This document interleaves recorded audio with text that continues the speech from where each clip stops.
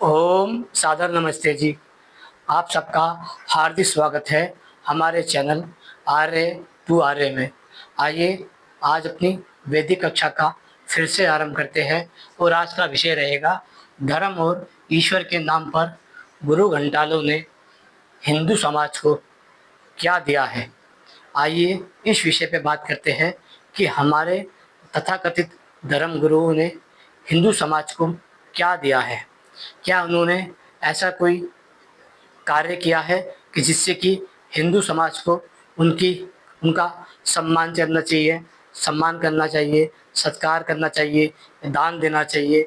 आइए इसको समझने का प्रयास करते हैं कि ऐसा क्या है कि हमें हिंदू समाज का तथाकथित धर्मगुरुओं का विरोध करना पड़ रहा है। क्या उन्होंने ऐसा समाज को दिया है कि वह बड़ा ही विषकारी अर्थात जहर के समान दिखाई दे रहा है। यदि हम इस विषय को समझते हैं तो हमें लगता है हम धीरे धीरे सभी विषयों की गुत्थी को सुलझा सकते हैं।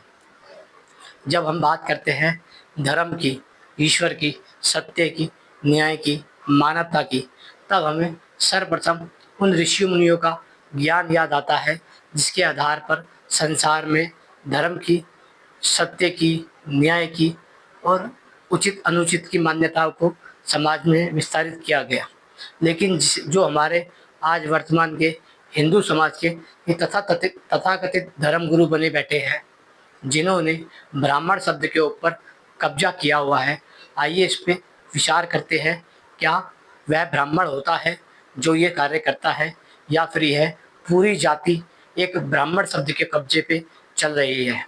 क्योंकि वेद में एक शब्द आता है कि ब्राह्मण समाज का मुख होता है, अर्थात जो वेद का आचार्य होता है, जो वेद को पढ़ाता है समाज में, जो समाज को प्रकाशित करता है, वह ब्राह्मण की उपाधि से सम्मानित किया जाता है। जब यह ब्राह्मण शब्द इन तथाकथित गुरुओं ने, जिन्हें आज हम समझने का प्रयास करेंगे, इन्होंने अपने साथ जाति के रूप में लगाना चालू करा, तब से समाज में ऐसी विषम परिस्थितियाँ उत्पन्न हो गई जिसके कारण आज लगभग हर व्यक्ति एक प्रकार से धर्म का विरोध कर रहा है, ईश्वर का विरोध कर रहा है, ब्राह्मण का विरोध कर रहा है। जबकि दो प्रकार के हम समाज को देखते हैं। पहला जो न्यायकारी होता है, सत्यवादी होता है, पक्षपात रहित होता है, न्याय करता है और न्याय की आशा से ही किसी विषय को चालू करता है। आज हमारा जो ये विषय है, हम केवल आपको इस विषय को बताना चाहते हैं कि आपको समाज में फैली हुई विषम परिस्थितियों में क्या करना चाहिए और क्या नहीं करना चाहिए। हमारे जितने भी ऋषि मुनि हुए हैं, वह अधिकांश उन्हीं वेदाचार्य की उपाधि होने के कारण ब्राह्मण कहलाते थे। लेकिन उनमें से किसी भी ऋषि ने कभी भी अपने जीवन में अपने आप को ब्राह्मण नहीं माना। यह तो हम जैसे लोगों ने उनको ब्राह्मण की उपाधि के नाम से सुशोभित किया है। जबकि आप किसी भी ऋषि का ग्रंथ उठा के देखेंगे तो उन्होंने कभी भी किसी भी ऋषि को ब्राह्मण कह के नहीं पुकारा। फिर भी हम समझने का प्रयास करते हैं, क्या जो वेद का आचार्य है और उसकी उसकी उपाधि पे कब्जा करना, क्या ये धर्म है? क्या ये ईश्वर के शास्त्र के ईश्वर के शास्त्र के अनुकूल है? क्या ये समाज के अनुकूल है? क्या ये वेद के अनुकूल है? क्या ये सत्य के अनुकूल है? क्या ये धर्म के अनुकूल है? क्या ये उचित के अनुकूल है? या फिर वह सब के सब लोग जो ब्राह्मण को जाति के रूप में लगाए घूम रहे हैं, वह सारे के सारे या तो अधर्मी सिद्ध हो जाते हैं या फिर अवैधिक सिद्ध हो जाते हैं या फिर ईश्वर के विरोधी सिद्ध हो जाते हैं। समझने का प्रयास करते हैं, क्योंकि संसार में यदि बात की जाए धर्म अधर्म, सत्य असत्य, न्याय अन्याय, उचित अनुचित की जब इसका निर्णय किया जाता है तो संसार के पास हम और हमारे पास एक ही धर्म ग्रंथ बचता है, उसका नाम है वेद। वेद कहता है जो मनुष्य वेद का आचार्य होता है, जो समाज में वेदों का उपदेश करता है, वह ही ब्राह्मण का मुख कहलाता है, अर्थात वह ही ब्राह्मण की उपाधि से सुशोभित किया जाता है। यह उपाधि उनको उनके गुरुकुल के आचार्यों के द्वारा मिलती है। लेकिन जब हम बात करते हैं कि मंदिर का पुजारी हो, चाहे तीर्थ का पंडा हो, चाहे कथावाचक हो, चाहे पूजा कर्मकांड कराने वाला हो, चाहे कथा कहानियाँ कराने वाला हो, चाहे ज्योतिषाचार्य हो, चाहे फुल निरा पाखंडी हो, यह सारे के सारे ब्राह्मण कहला रहे हैं। क्या ये समाज के लिए सही संदेश है? क्या ये धर्म के लिए सही संदेश है? क्या ईश्वर की आज्ञा यही थी? एक मांसाहारी भी ब्राह्मण है, एक शराबी भी ब्राह्मण है, एक चोर और लुचक्का भी ब्राह्मण है, एक पाखंडी भी ब्राह्मण है, जो घर से भागे हुए लोग हैं वो भी ब्राह्मण है। आखिर ये ब्राह्मण है कौन? इस ब्राह्मण शब्द के ऊपर इतनी चर्चा क्यों करनी पड़ रही है? इसका कारण यही है कि वेद में शब्द आता है कि लोगों को अपने ब्राह्मण शब्द शब्द के ऊपर कि लोगों को ब्राह्मण का सम्मान करना चाहिए। अब हमें समझ नहीं आता है कि किस प्रकार के ब्राह्मण का सम्मान करना चाहिए, क्योंकि वेद का इस पे स्पष्ट संदेश है कि जो वेद का आचार्य है उनका सम्मान करना चाहिए। लेकिन जब वेद का आचार्य ना होने के बाद भी जो लोग अपने नाम को ऋषियों के गोत्र से जोड़ रहे हैं, ऋषियों की संतानों के रूप में जोड़ रहे हैं, पाखंड फैला रहे हैं, समाज को तोड़ रहे हैं, समाज में जातिवाद फैला रहे हैं, समाज में पाखंड फैला रहे हैं, समाज में अंधविश्वास फैला रहे हैं, समाज में मूर्खता फैला रहे हैं, समाज में व्यभिचार फैला रहे हैं, समाज में मांसाहार फैला रहे हैं, श्रम में नशाखोरी फैला रहे हैं, तो फिर ऐसी स्थिति में हमारा बोलना अति आवश्यक हो जाता है। यदि हमने अब नहीं बोला तो मुझे लगता है जीवन में फिर आप कभी नहीं बोल पाएंगे। जब समाज का पतन होता है तो वह सब लोग इस पतन में भागीदारी होते हैं जो जानकर भी चुप रहते हैं। इसलिए यदि आप जानकार हैं और आप चुप हैं तो वह आप भी इस भाग के भागीदारी होंगे। वेद में परमपिता परमात्मा कहता है, जो ये वेद वाणी है जो मैंने मनुष्य मात्र के कल्याण के लिए दिए है, यदि कोई मनुष्य इसे अपने पास छुपाता है तो वह चोर, छप छल कपट करने वाला मिथ्यावादी कहलाता है। ऐसे मनुष्य को दंडित करना चाहिए।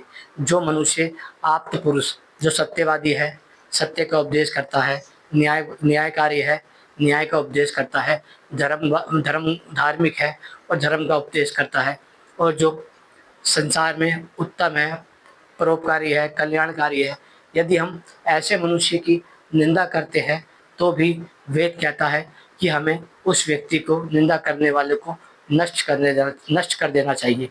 आइए समझने का प्रयास करते हैं कि या तो हम सही दिशा में जा रहे हैं या फिर हम गलत दिशा में जा रहे हैं। यदि हम किसी को भी ब्राह्मण की उपाधि दे दें, चाहे वह मंदिर का पुजारी हो, चाहे वह पंडा हो, चाहे वह कर्मकांडी हो, चाहे वह ज्योतिष पढ़ाने वाला हो, चाहे वह निरा पाखंड हो, चाहे वह चोर हो, चाहे वह लुच्चा हो, चाहे वो काली का मंदिर का मांसाहारी हो, चाहे वह भैरव का मंदिर का शराबी हो, क्या ये सब सभी के लिए उपयोग होता है? एक चाय बेचने वाला, एक जूस बेचने वाला, एक कचौड़ी बेचने वाला, एक ड्राइवर, अलग अलग अपराध प्रकार के अपराधी भी अपने आप को ब्राह्मण कह रहे हैं। क्या ये न्याय संगत है? क्या ये शास्त्र संगत है? क्या ये ईश्वर के संगत है? क्या ये धर्म के संगत है? आइए इसको समझने का प्रयास करते हैं कि जब आप धर्म शब्द पे जो वेद आदि शब्द है उसमें यदि आप गुरु घंटाल को का कब्जा करा देते हैं, तब गुरु घंटाल व्यक्ति समाज में क्या क्या पतन करता है उसका विचार करते हैं, विमर्श करते हैं। जब आप किसी को भी तथाकथित धर्म गुरु, तथाकथित ब्राह्मण, तथाकथित आचार्य और तथाकथित मार्गदर्शन मान लेते हैं, तब वह कैसे समाज का निर्माण करता है, आइए इसको जानने का प्रयास करते हैं। हमारा ये जानने का मोटिव केवल इतना है कि आप उस सत्यवादी, न्यायकारी, परमपिता परमात्मा के अनुयायी वेद के आचार्य को समझें, जानें और मानें। वह आपको वैदिक गुरुकुलों में अवश्य मिलेंगे। वह आपको टिकटकी भरी निगाहों से गुरुकुल की ओर आते हुए देखना चाहते हैं कि कब आप अपने बच्चों को लेकर गुरुकुल की व्यवस्थाओं में जाओगे। लेकिन आप गुरुकुल की व्यवस्था में नहीं जाते, केवल आडंबरों में, झांकियों में, कलश यात्राओं में, नवरात्रों में, कांवड़ यात्राओं में, निर्झरे अपराधों में जाते हो, लेकिन गुरुकुल में नहीं जाते, जहाँ से वह आपकी संतान को राम जैसा, कृष्ण जैसा, हनुमान जैसा, लक्ष्मण जैसा, चाणक्य जैसा बना के भेजे। आइए समझने का प्रयास करते हैं वैदिक की दृष्टि से। पहला शब्द आता है जातिवाद, अर्थात ये जो तथाकथित आप गुरु घंटाल देख रहे हैं, इन्होंने समाज को केवल जाति के आधार पर बांट दिया। क्योंकि जब आप इस बात को समझते हैं, क्योंकि वेद कहता है ना तस्य प्रतिमा अस्ति, अर्थात उस परमपिता परमात्मा की कोई प्रतिमा नहीं है जिसका महान यश संसार में फैला हुआ है। फिर वेद का एक मंत्र और आता है कि जो लोग संभूति और असंभूति की उपासना करते हैं वह बड़े घोर अविद्या में घुस जाते हैं। अर्थात जो पंडित पुजारी है, जो तीर्थों पे बैठे हुए हैं, जो गंगा की पूजा करा रहे हैं, नदी की पूजा करा रहे हैं, सूर्य की पूजा करा रहे हैं, इनको भी धर्मशास्त्र में छल कपट करने वाला मिथ्यावादी कहा है। और ये कहा है कि ऐसे लोगों को समाज को प्रताड़ित करना चाहिए, दंडित करना चाहिए। जब इन लोगों ने देखा कि धर्म का लाभ हो रहा है धन के रूप में, तो इन्होंने अपनी संतान को पंडित पुजारियों के रूप में स्थापित कर दिया, जहाँ से भारत में सर्वप्रथम जातियाँ स्थापित हुई। आपने एक नाम सुना होगा, बड़ा ही मशहूर नाम है धीरेन्द्र शास्त्री। धीरेन्द्र शास्त्री के जो गुरु है उनका नाम है रामभद्राचार्य। ईश्वर की कर्मफल व्यवस्था के कारण रामभद्राचार्य ने इस जन्म में अपने पिछले पापों को भोगा है, जिसके कारण वह आज नेत्रहीन है। क्योंकि ईश्वर की जो व्यवस्था है वह बड़ी उत्तम है। आप मनुष्य से तो बच सकते हैं, ईश्वर की व्यवस्था से कभी नहीं बच सकते। इस कलयुग के अंदर ही जब उन्होंने पहले जो जन्म भोगा था उसमें कोई ऐसा पाप किया जो उनको नहीं करना था, जिनके कारण उनको नेत्र नहीं दिखाई दिए। लेकिन इस अवस्था के अंदर पिछले वर्ष उन्होंने स्वामी दयानंद के ऊपर मिथ्या आरोपण किया कि स्वामी दयानंद सरस्वती श्री कृष्ण जी को और श्री राम जी को नहीं मानते, जबकि वह अपने ग्रंथ अमर ग्रंथ सत्या प्रकाश में लिखते हैं कि मनुष्य को रामायण और महाभारत के उत्तम उत्तम विषय को अवश्य पढ़ना चाहिए, और जो अनुत्तम हो, जिसमें आचार्य हो, जिसमें शिष्य को पढ़ने वाले लायक बात ना हो, उन्हें नहीं पढ़ना चाहिए। ऐसे सत्यवादी व्यक्ति को, ऐसे धर्मात्मा पुरुष को, ऐसे न्यायकारी को, ऐसे परोपकारी को, ऐसे महात्मा को उन्होंने मिथ्यावादी सिद्ध किया। ये बिल्कुल उसी प्रकार है जिस प्रकार आपने एक सूर्य को, एक ईश्वर की व्यवस्था को दूषित किया हो। लेकिन आपने पिछले जन्मों के कारण इस जन्म में आँख नहीं पाई। इस जन्म में आपने अपनी ज़बान से एक आप्त पुरुष की निंदा की है, तो ईश्वर की व्यवस्था में आपको अगले जन्म में फल मिलेगा। हो सकता है कि आपके पास अगले जन्म में ज़बान भी न रहे। चलिए बात करते हैं इस व्यवस्था की। समाज में इन तथाकथित धर्म गुरुओं ने समाज को जातिवाद में बांटा है। अर्थात उन्होंने समाज में इतनी जातियाँ खड़ी कर दी कि आप देखते हैं, आज से लगभग 700 वर्ष पहले एक गुरु रैदास हुए थे। वह कहते थे कि जाति जाति में जाति है जो केतन के पात, रैदास मनुष्य ना जुड़ सके जब तक जाति ना जात। वह कहते थे अखंडियों ने इतनी जातियाँ बना दी है जिसके कारण एक मनुष्य दूसरे मनुष्य से जुड़ ही नहीं सकता। वह जब तक जातियों को समाप्त नहीं करेंगे तब तक वह मनुष्य से मनुष्य को नहीं मिलवा पाएंगे। अर्थात समाज में जातिवाद का मूल कारण है गुरु घंटाल। दूसरा आता है आस्थावाद। समाज में इतनी प्रकार की आस्था खड़ी कर दी गई है कि लोगों का ये मानना है कि सबकी आस्था है सच्ची सच्ची है। आज लगभग हिंदू समाज में कम से कम भी ना करते हुए भी 10,000 से अधिक आस्थाएं बंधी हुई है, जो अलग अलग मान्यताओं को मानती है, जिसके कारण वह आपस में ईर्ष्या और द्वेष करते हैं। अब तीसरा आता है अनीश्वरवाद।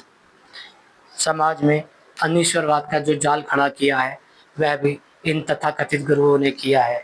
आपने संसार में ऐसा कोई समाज नहीं देखा होगा जो एक ईश्वर के नाम पे अनेक ईश्वर को मानता हो, पूजता हो, उनका सम्मान करता हो। क्योंकि जब आप एक ईश्वर के स्थान पर अनेकों ईश्वर को खड़ा कर देते हैं तो समाज अनीश्वरवादी हो जाता है। आज लगभग पूरा हिंदू समाज अनीश्वरवादी है। वह ईश्वर के नाम पे राम को मान रहा है, ईश्वर के नाम पे कृष्ण को मान रहा है, ईश्वर के नाम पे दुर्गा को मान रहा है, ईश्वर के नाम पे शिव को मान रहा है, ईश्वर के नाम पे विष्णु को मान रहा है, ईश्वर के नाम पे हनुमान को मान रहा है, ईश्वर के नाम पे काली को मान रहा है, ईश्वर के नाम पे भैरव को मान रहा है, ईश्वर के नाम पे साईं को मान रहा है, ईश्वर के नाम पे पैगंबर को मान रहा है, ईश्वर के नाम पे अनेकों गुरु घंटालों को मान रहा है, ईश्वर के नाम पे 33 करोड़ प्रकार के देवी देवताओं को मान रहा है। आइए उसके बाद यह सब इन तथाकथित गुरु घंटालों का ही परिणाम है। उसके बाद आता है गरुड़म परंपराएं। आपने सुना होगा कि गुरु मार्ग दिखाए तो ही मार्ग जाने, अंधा क्या जाने जो मार्ग ना दिखाए। अर्थात गुरु जो है वह मार्गदर्शक होता है।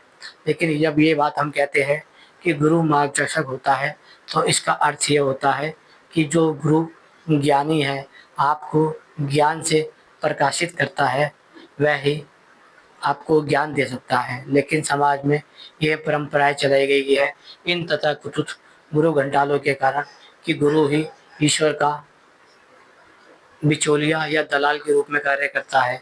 जब तक वह नहीं चाहेगा तो आप ईश्वर से नहीं मिल सकते। इसलिए और कई लोग तो अपने गुरु घंटालों को ही ईश्वर मानते हैं। अब आता है पाखंडवाद। हमने धर्म के नाम पे, पाखंड के नाम पे, सत्य के नाम पे, ईश्वर के नाम पे समाज में इतना पाखंड फैला दिया है। यदि कोई मनुष्य सत्यवादी, यदि कोई मनुष्य ईश्वर, धर्म और सत्य का उपदेश करता है तो ये समाज उसको जहर देके मार देता है। जिसका एक उदाहरण है स्वामी दयानंद सरस्वती। इनको उनके जीवन के अंदर लगभग 10 से 15 बार अलग अलग स्थानों पे जहर दिया गया। कई बार तो इनको डंडों से पीटने की कोशिश की गई। आहारवाद अर्थात जो भोजन है उसमें भी हमने लोगों को बांट दिया है। जो काली की पूजा करते हैं, जो दुर्गा आदि की पूजा करते हैं, जो भैरव आदि की पूजा करते हैं, जो आदि शक्ति के नाम पे पूजा पाठ कर रहे हैं, वह लोग मांसाहारी है। अन्य सभी लोग शाकाहारी हैं। शाकाहारी लोग मांसाहारी से घृणा करते हैं और मांसाहारी लोगों की घृणा शाकाहारी के प्रति हो जाती है। इसलिए हमने शाकाहार मांसाहार पर भी मनुष्य को बांट दिया। जबकि भोजन जो होता है वह भक्ष्य और अभक्ष्य होता है, जिसमें जीवों की हिंसा की जाती है, जीवों की हत्या की जाती है, वह भोजन होता ही नहीं है। कर्मकांड। हमने अनेकों प्रकार के कर्मकांड खड़े कर दिए। जब आप अनेकों प्रकार के कर्मकांड खड़े कर देते हैं तो मूलतः आप लोगों से संस्कार को मिटा देते हैं। अभी इतने प्रकार के कर्मकांड आपने समाज को दिए हैं कि आप मूलतः जो कर्मकांड थे वह ही भूल चुके हैं। अब आता है व्यभिचार। हमने कृष्ण जी के नाम पे कथाएं सुनी हैं, हमने राम जी के नाम पे, हनुमान जी के नाम पे इतनी अश्लील अश्लील कथाएं सुनी हैं कि आपको यदि सुनाई जाए तो हो सकता है कि आप में से सुनने वाली कोई बहन हो, बेटी हो, माता हो, तो वह अपने कानों को ढक लेंगी तो भी वह बातें उनके मस्तिष्क में छप जाएगी। इसलिए आशा करते हैं कि आपको ये वाली बात ना समझाई जाए। फिर भी आपसे यही कहेंगे कि यदि आप सुनने की इच्छुक है तो आप जाकर चेक करिए कि हनुमान जी का जन्म की प्रक्रिया क्या है। तब आपको समझ आ जाएगा कृष्ण जी का जीवन चरित्र कैसा है। आप इनके पंडालों में जाके कथावाचकों के मुँह से सुन सकते हैं। प्रदूषण अर्थात हमने नदियों के नाम पर, माताओं के नाम पे अलग अलग प्रकार का पाखंड किया और नदियों को नाले के रूप में परिवर्तित कर दिया। अर्थात समाज ने ऐसी व्यवस्था को खड़ा कर दिया जिससे हर साल नालों को गंदा किया जाता है। उसमें मटका, नारियल, अनेक प्रकार के दोष ऊपर किए जाते हैं, जिसका लाभ विधर्मी लोगों ने उठाया है। अर्थात अपने ही हिंदू समाज के जो व्यापारी संगठन है, जिन्होंने बड़े बड़ी फैक्ट्रियाँ खोली है, उन्होंने उन्हीं पाखंडियों के आड़ में अपनी फैक्ट्रियों के नालों को नदियों में जोड़ दिया और वह सारा दोष प्रदूषण पिला दिया। छुआछूत अर्थात समाज में छुआछूत स्थापित कर दिया, वह भी गुरु घंटालों के कारण। आज एक मनुष्य दूसरी जाति से और दूसरा मनुष्य इस जाति में इतना बढ़ गया है कि वह एक दूसरे के हाथ का पानी पीना नहीं चाहते, खाना खाना नहीं चाहते, आपसी बहन बेटी का संबंध रखना नहीं चाहते, जबकि वह सारे के सारे हिंदुओं में आते हैं। हिंदू समाज में ऐसी मान्यता है, ये बड़ी जहरीली है और ये जहरीली स्थिति तथाकथित धर्म गुरुओं ने, गुरु घंटालों ने जोड़ी है। अब आता है देवतावाद। देवता के नाम पे अर्थात ईश्वर के नाम पे हमने समाज में इतने सारे देवता खड़े कर दिए हैं कि अब परमपिता परमात्मा को कोई नहीं जानता। ये सब इन तथाकथित धर्म गुरुओं, गुरु घंटालों के कारण हुआ है। आता है इसके बाद देवी देवता देवीवाद अर्थात समाज में देवियों के नाम पे इतने सारे नाम खड़े कर दिए गए हैं कि आप मूलतः किस देवी के बारे में बात कर रहे हैं नहीं जानते। यदि आप कामाख्या, दुर्गा, काली आदि के बारे में चर्चा करेंगे तो मुझे लगता है कि आप मलिन हो जाएंगे, गंदे हो जाएंगे। और यदि आप इनके मंदिर में चले गए तो आपको समझ नहीं आएगा कि यहाँ पर धर्म है या अधर्म है। इसलिए कामाख्या के नाम पे तो पहले नर बलि और पशु बलि आज भी दी जाती थी। छल कपट छल कपट सिखाया गया है समाज को, वह भी इन तथाकथित धर्म गुरुओं के द्वारा। यह समाज विषय ही वैसा चुन गया है कि आज आप इस समाज के अंदर देखेंगे तो एक व्यक्ति दूसरे व्यक्ति से छल कपट करके ही अपना जीवन व्यतीत कर रहा है और वह ये करने के बाद भी सोचता है कि मैं धार्मिक हूँ, मैं धर्म कर रहा हूँ। भिखारीपन अर्थात जो सन्यासी समाज, जो साधु समाज समाज में ज्ञान देने के लिए माना जाने था, वह समाज आज केवल भिखारीपन पर उतर गया है। वह सुबह उठता है, झोला उठाता है और दरबार दरबार जाकर भीख मांगता है। जबकि आप देखेंगे कि समाज में अकारण भीख मांगना भी एक प्रकार से समाज का पतन होता है। ऐसे भिखारी को आप रोज अपने दरवाजे के बाहर खड़ा देखते हैं। वह चोला पहन लेते हैं भगवा कलर का, भगवान के नाम पे मोतिया पहन लेते हैं और समाज में आके ईश्वर के नाम पे दान मांगते हैं, ना कि समाज के नाम पे। वह कहते हैं राम के नाम पे भीख दे दो, कृष्ण के नाम पे भीख दे दो, दुर्गा के नाम पे भीख दे दो, शिव के नाम पे भीख दे दो, महादेव के नाम पे भीख दे दो, परमात्मा के नाम पे भीख दे दो। जबकि ऐसा करना ईश्वर को कलंकित करने जैसा ही है।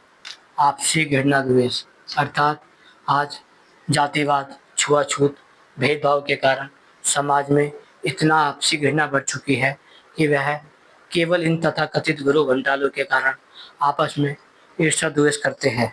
जबकि इन सबको मिलकर मात्र उन लोगों को ठीक करना चाहिए था जो उन्होंने समाज में ऐसी व्यवस्था बनाई है। वैसे ही वह आपसी द्वेष करते हैं अकारण, घृणा भी करते हैं और द्वेष भी करते हैं, वह भी किसी अकारण। यदि आप किसी को बता दो कि वह उस समाज का है तो वह उससे अकारण घृणा करते हैं, नफरत करते हैं। लालच लालच की यदि बात की जाए तो लोग मरों पे भी धन कमाते हैं, जीवित पे भी धन कमाते हैं, बीमार पे भी धन कमाते हैं, घरों के कलश पे भी धन कमाते हैं। आज हमने ऐसा व्यवस्थाएं खड़ा कर दिया है जो समाज को बड़ा ही भयभीत करता है। एक आता है डर। हमने समाज में भूत के नाम पे, प्रेत के नाम पे, ईश्वर के नाम पे, धर्म के नाम पे, समाज के नाम पे इतना डर का माहौल बना दिया है जो वह सोचता है और डर जाता है। ज्योतिष के नाम पे, पाखंड के नाम पे आज मनुष्य इतना डर चुका है इसकी आप कल्पना भी नहीं कर सकते। ज्योतिष और तांत्रिक का मुख्य काम समाज को डराना ही रह गया है। वैसे ही पंडा करता है, वैसे ही पुजारी करता है। ये सब जो व्यवस्था खड़ी की गई है, यह इन सब गुरु घंटालों के द्वारा की गई है। यदि आपने इन गुरु घंटालों को नियंत्रित करके नष्ट कर दिया तो आप धीरे धीरे धर्म की ओर आ जाएंगे। मुझे लगता है यदि आपको जीवन में कभी धर्म को जानने की इच्छा हो सत्य को जानने की इच्छा हो, न्याय को जानने की इच्छा हो, मानवता को जानने की इच्छा हो, सत्य के साथ में प्रेम को जानने की इच्छा हो, तो आपके पास जीवन में एक ग्रंथ आता है, उसका नाम है सत्यार्थ प्रकाश। यदि आप उस सत्यार्थ प्रकाश को पढ़ लेते हैं, यदि आप उस सत्यार्थ प्रकाश को पढ़ लेते हैं, तो आप, मुझे लगता है, जीवन में बहुत कुछ समझ सकते हैं। स्वामी दयानंद सरस्वती की यह अमूल भेंट है जो उन्होंने हिंदू समाज के लिए लिखी है। वैसे तो ये समाज के लिए लिखी गई है, मानव मात्र के लिए, लेकिन फिर भी जब ज्ञान की बात आती है तो हिंदू समाज उनमें बढ़ चढ़ कर भाग लेता है।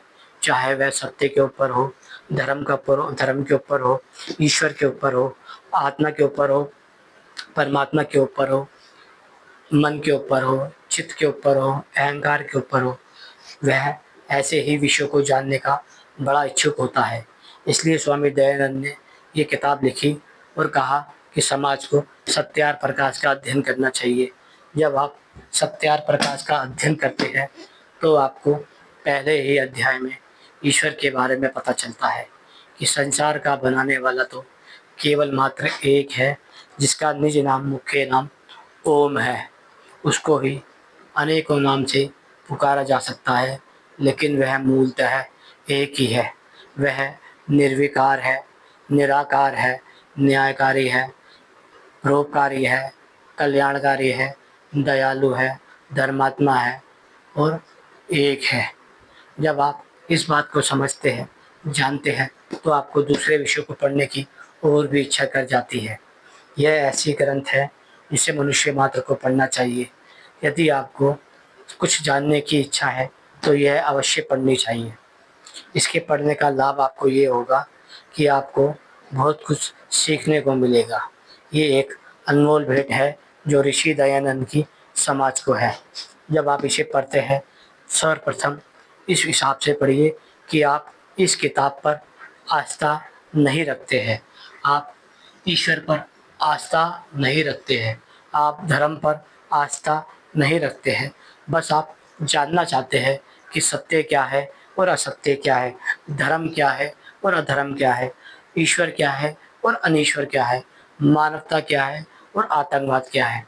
जब आप इस ग्रंथ को पढ़ते हैं तो आपके पास सारे विषय ऐसे खुल के आ जाते हैं जैसे आपके हाथ में आंवला हो वो पीछे से धूप आती दिखाई देती है। जैसे एक कमरे में फुल पूरा अंधकार भरा हो, एक छोटा सा प्रकाश हो जो आपकी आत्मा को प्रकाशित करता है, वैसे ही ये विषय आपके लिए है और आपके द्वारा ही लिखा गया है, ऋषि के द्वारा लिखा गया है आपके लिए। जब आप इसे पढ़ेंगे तो बहुत कुछ समझेंगे। यदि इसको पढ़ने के लिए आपको दिक्कत आती है तो आपके पास एक पीडीएफ के रूप में किताब आ सकती है। यदि आप मेरे को अपना व्हाट्सएप पे या अपना यूट्यूब पे नंबर भेज देंगे तो मैं आपको पीडीएफ के रूप में भेज दूंगा। उस किताब का नाम है बाल सत्यार्थ प्रकाश, अर्थात उसको बड़ी सरल आपसी भाषा में, हिंदी की सरल भाषा में लिखा गया है ताकि वह बात सभी बच्चों को, सभी माता पिता को, सभी लोगों को समझ आ जाए सरलता से। क्योंकि जो हिंदी के शब्द होते हैं वह थोड़े कठिन ना होते हैं लोगों को समझने में पहली बार में, लेकिन जब वह धीरे धीरे अभ्यास करता है तो वह सब कुछ सीख जाता है। स्वामी दयानंद का मानना है जो माता होती है, जो पिता होते हैं और जो आचार्य होते हैं, उनकी बड़ी महत्वपूर्ण भूमिका होती है एक संतान के निर्माण के लिए। क्योंकि 5 वर्ष तक की आयु के बच्चे की माता ही उनकी आचार्य होती है और 5 वर्ष से लेकर 8 वर्ष तक उनका पिता ही उनका आचार्य होता है। फिर 8 वर्ष की आयु के बाद वह गुरुकुल में जाता है और वेद का आचार्य उनका आचार्य बन जाता है। यदि ये तीनों उत्तम हो जाएंगे, ये तीनों विद्वान हो जाएंगे, तो बच्चे को, संतान को कोई भी विद्वान बनने से नहीं रोक सकता। यह मनुष्य की प्रवृत्ति होती है कि वह संसार में जो देखता है वह करता है। इसलिए स्वामी दयानंद ने ये किताब लिखी और ये किताब आर्य समाज का लगभग 150 वर्ष से मार्गदर्शन कर रही है। यदि फिर भी किसी कारण आपको कोई व्यक्ति कोई आर्य व्यक्ति भटका हुआ दिखाई देता है तो आप उसे यह किताब लेकर हाथ में दे दीजिए और उनसे बोलिए कि आप इस किताब का फिर से अध्ययन कीजिए और इसमें को चिंतित जीवन में इसको धारण कीजिए और इसके पथ पे चलिए।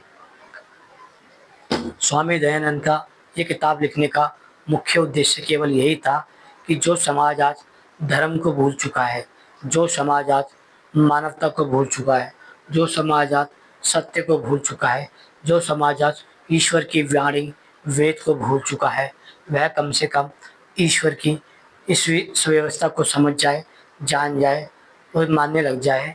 तब वह धीरे धीरे ही अपने जीवन का कल्याण कर लेगा। जब आप इस व्यवस्था से जुड़ जाते हैं तो आप संसार की धीरे धीरे सारी अव्यवस्थाओं को समझ जाते हैं।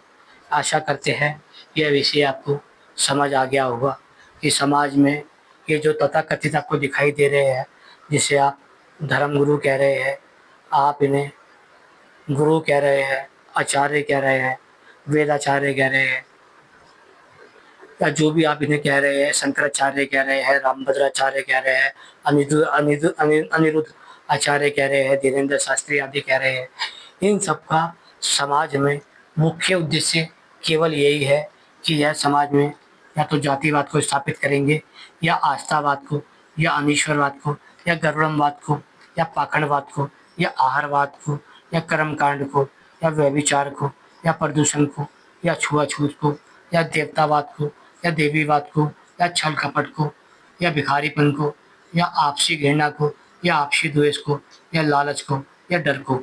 आपने देखा होगा समाज में इन सब ने मिलके ऐसी व्यवस्था खड़ी कर दी है कि आज मनुष्य आत्मा के नाम पे डरता है, भूत के नाम पे डरता है, काली मिर्च के नाम पे डरता है, नींबू के नाम पे डरता है, नखून काटने के नाम पे डरता है, हरी मिर्च के नाम पे डरता है, सिंदूर के नाम पे डरता है, घोड़े की नाल के नाम पे डरता है। अनेक प्रकार के डर को इतना बढ़ा दिया है। पीपल के नाम पे डरता है, बरगद के नाम पे डरता है, सूरज के नाम पे डरता है, चंद्रमा के नाम पे डरता है, ग्रहण के नाम पे डरता है, राशि के नाम पे डरता है, गंगा के नाम पे डरता है, यमुना के नाम पे डरता है। अनेक प्रकार के डरों को इतना डर भयभीत कर दिया समाज को कि वह समाज या तो अपने डर से जीतेगा या फिर ईश्वर के सानिध्य में आके ज्ञान प्राप्त करेगा। वह जीवन भर ही भयभीत रहता है, डरा हुआ रहता है, इसलिए वह समझ ही नहीं पाता है कि मैंने ये क्या किया और क्या नहीं किया। ये सारी व्यवस्थाओं का दोष केवल इन तथाकथित गुरु घंटालों पे जाता है, जिन्होंने समाज को ऐसे नष्ट कर दिया जैसे कोई कीड़ा, जैसे कोई दीमक पूरे पेड़ को नष्ट कर देती है। पूरा जो सनातन समाज है, ये सब के सब इन्हीं कीड़े, तथाकथित कीड़ों के कारण, इन तथाकथित दीमकों के कारण इस प्रकार नष्ट हो चुका है कि वह अब चाहकर भी एक नहीं हो पा रहा है। आशा करते हैं ये विषय आपको समझ आ गया होगा। यदि समझ आ गया है तो शेयर कीजिए, लाइक कीजिए, फॉलो कीजिए। ओम नमस्ते जी।